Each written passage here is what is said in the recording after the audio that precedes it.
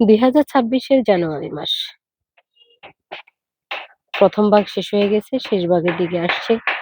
আমার ছাদ বাগানে এখনো অনেক রকমের সবজি, মরিচ সবকিছুই আছে। আজকে আপনাদের সাথে শেয়ার করব যে এই মুহূর্তে আমার বাগানে কি কি সবজি আছে।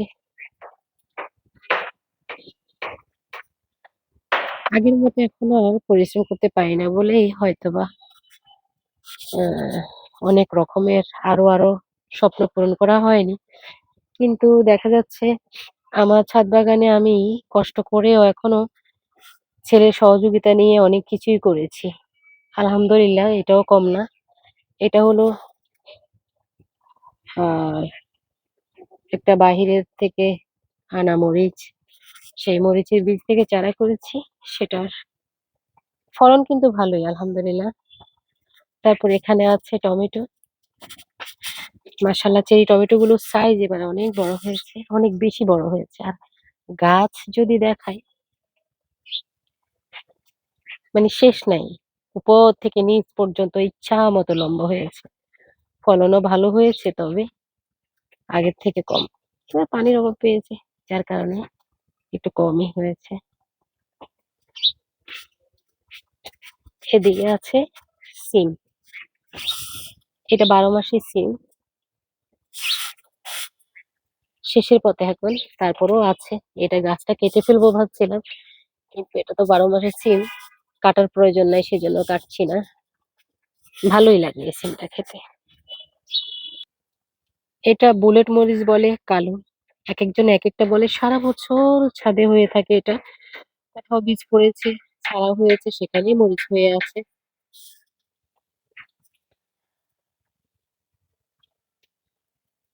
এগুলো বাসলাও।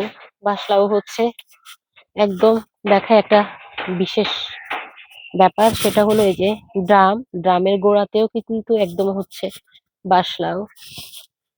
এটা মৌসিমের বীজগুলো কিন্তু শুকাচ্ছে। প্রচুর বীজ রেখেছি, এগুলো কিন্তু শুকাচ্ছে। ধুন্দুল, থাই ধুন্দুল আছে এখনো, প্রচুর হচ্ছে। কিন্তু এটা গাছ যত পুরানো হয় ফলনে কিন্তু তত বাড়ে। এটা মানুষ বুঝে না। যারা আমার থেকে বীজ নিয়েছেন তারা অবশ্যই এই জিনিসটা খেয়াল করবেন।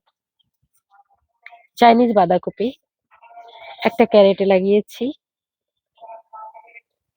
কি সুন্দর হয়েছে, মাশাআল্লাহ। পাতাগুলো এক একটা কত বড়,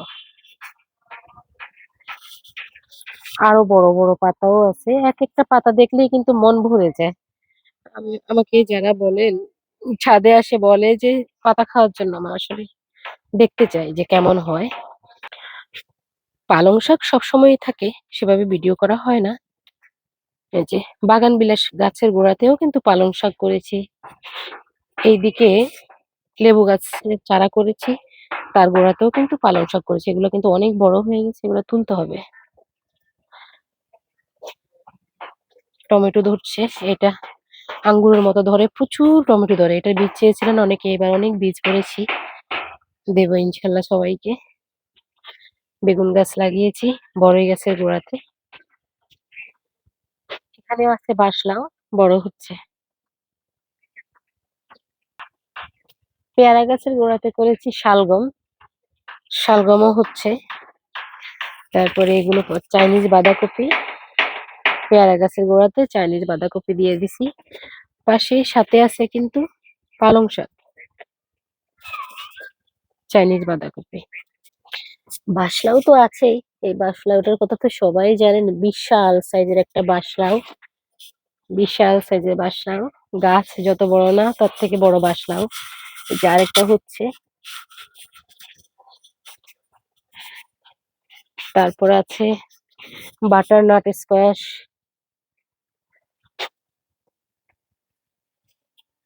ফ্রেঞ্চ বিন।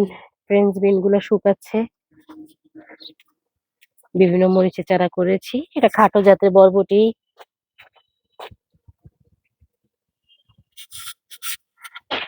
তরই তো বরাবরের মতোই থাকে আমার ছাদ বাগানে, কিছু শুকাচ্ছে, কিছু হচ্ছে। আছে লাল বরবটি আছে, এই যে লাল বরবটি গুলো তুলে নিলাম এখন। এই যে চাইনিজ বাঁধাকপি আছে এখানে অনেকগুলো করেছি সেগুলো আছে। বিভিন্ন রকমের মরিচ তো করেছি সেগুলো দেখাচ্ছি না। লাউয়ের চারা করছি নতুন করে। অনেক মরিচের চারা করেছি সেগুলো আছে। এখানে আবার চাইনিজ বাঁধাকপির কিছু চারা করে রেখেছি। ওই যে আছে বেগুন, বেগুনও কিন্তু বাদ নেই। আর আছে কিম্বুচি মরিচ। আমড়া তো সবসময় থাকে। আমার ছাদ বাগানে আমড়া গাছের এই আল্লাহর অশেষ রহমত সারা বছরই থাকে। এই গাছটা কখনোই খালি থাকে না। বিভিন্ন রকমের মরিচ তো করেছি। এখন এখানে ধুন্দুলও করেছি, বিদেশি ধুন্দুল। আছে ফুলকপি, এগুলো বীজের জন্য। বাঁধাকপি, ফুলকপি। এখানে আছে ব্রোকলি, বিশেষ করে এই ব্রোকলিটা আজকে তুলে নিব। বিশাল সাইজের হয়েছে ব্রোকলি। ফুলকপি, বেশ কিছু আছে। আর এখানে চাইনিজ করলা, তারপরে টমেটো। অভাব নাই। ভিডিও লম্বা হচ্ছে জানি, এখন লম্বা ভিডিও কেউ দেখে না, তারপরেও দেখাচ্ছি। এই যে বিভিন্ন ভাবে করা সবজি। আর এগুলো হলো যে খাটো জাতের সিম, এটা 12 মাসি। এটা 3 বার তুলেছি, এখনো কিন্তু গাছে প্রচুর আছে। এগুলোকে আমি আগা ছাঁটাই করে আবার রেখে দেব। সাদা সিম গুলোও আছে, এগুলোও কিন্তু 12 মাসি। এগুলার গাছ দেখায়, গাছ কিন্তু প্রায় শেষ, এখন কিন্তু আবার নতুন করে সিম ধরা শুরু হয়েছে। তারপরে এই যে ফুলকপি আছে, ফুলকপি, চাইনিজ বাঁধাকপি। যে এখানেও লাগিয়েছি চাইনিজ বাঁধাকপি। সাথী ফসল হিসেবে সবসময় করে থাকি আমি। টমেটো, টমেটো গাছ সব জায়গাতে আছে টমেটো। বিদেশি ডাটা কমলা গাছের গোড়াতে করেছি, বীজের জন্য রেখে দিয়েছি আমি এগুলো। তো আজকে এই পর্যন্ত, অনেক লম্বা হয়ে গেছে ভিডিওটা। স্মৃতি হিসেবে রেখে দিলাম, যদি কেউ দেখে ভালো লাগে অবশ্যই মতামত জানাবেন। সবাই অনেক ভালো থাকেন, সুস্থ থাকেন, আল্লাহ হাফেজ। সেটা কিন্তু কিম্বুচি মরিচ, এটার বীজ আছে আমার কাছে অনেক।